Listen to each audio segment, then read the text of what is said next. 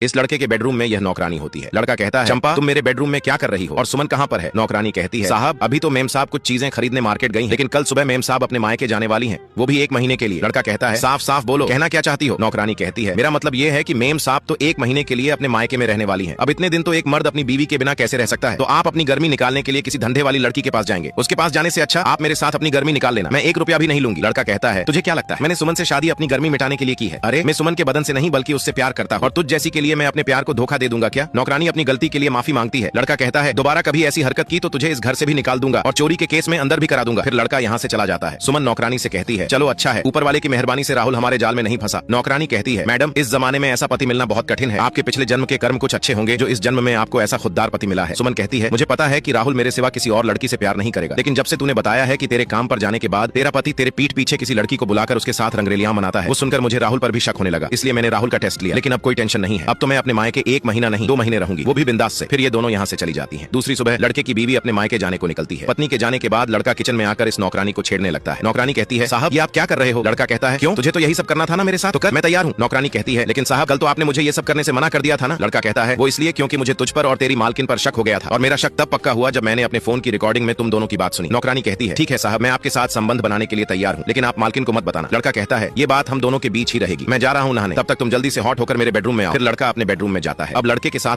पुत्र ये मेरी बात मत टालना, जीवन भर खुश रहोगे पुत्र, मैं तुम्हें कोई हार्ड काम करने के लिए नहीं बोलूंगी, बस अपने शुभ हाथों में मेरी इस वीडियो को एक लाइक और सब्सक्राइब कर दो। लड़का नहाकर पूरी एनर्जी के साथ बेडरूम में नौकरानी के साथ अपने अरमान पूरे करने आता है, लेकिन यहाँ पर तो लड़के की बीवी होती है। असल में नौकरानी ने फोन करके इस लड़की को उसके पति की सारी करतूत बता दी थी, इसलिए अपने पति को रंगे हाथ पकड़ने के लिए लड़की चुपके से आकर इस बेड में लेटी हुई थी। फिर लड़की अपने पति से सारे रिश्ते तोड़कर उसे घर से बाहर निकल जाने को कहती है।